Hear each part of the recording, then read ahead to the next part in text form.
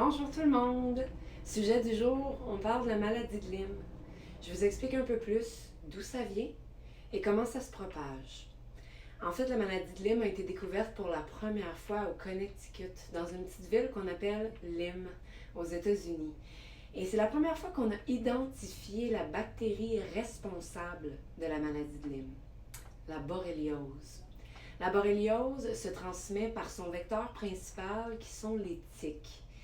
Et les tiques, c'est des petits insectes qu'on retrouve dans la forêt et dans les champs. Ils vont s'agripper à l'être humain et ils vont les mordre. Et par cette morsure qui est anesthésiante, donc on ne ressent pas, ils vont nous transmettre par la circulation sanguine cette petite bactérie, la borréliose. Mais la borréliose n'est pas naturellement présente chez les tiques. Ils vont la chercher quelque part et c'est naturellement dans les souris. Donc, les souris contiennent cette bactérie-là et puis le territoire des souris est en hausse présentement. Les territoires augmentent parce que les climats se réchauffent.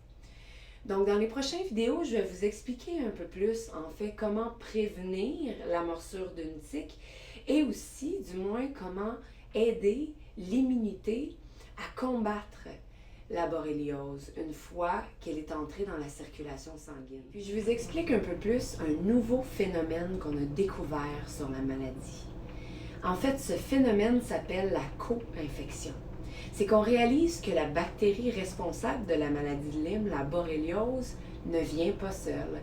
Elle s'allie avec d'autres micro-organismes. Et c'est cette association-là qu'on appelle le commensalisme qui va créer une variété des symptômes. Donc, par exemple, une personne peut avoir plus de symptômes au niveau des articulations. Une autre, ça peut être au niveau des tissus conjonctifs du cœur.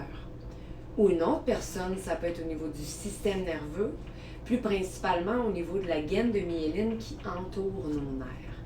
Donc, le commensalisme, en fait, c'est que ces micro-organismes-là, que ce soit des champignons, d'autres bactéries ou des virus, vont s'allier avec la borréliose et vont profiter de leur relation pour proliférer.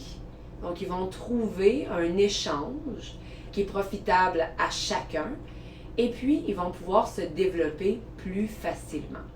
Donc, c'est ce qui rend en fait la maladie plus complexe aujourd'hui et très difficile à identifier. C'est vraiment dans ce phénomène de co-infection-là.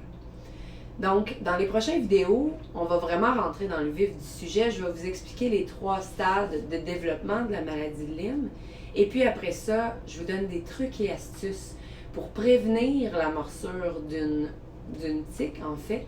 Et puis aussi, on va parler de comment stimuler notre immunité pour empêcher le développement, du moins, de cette bactérie-là. Alors, je vous dis à tous une bonne santé. Merci beaucoup.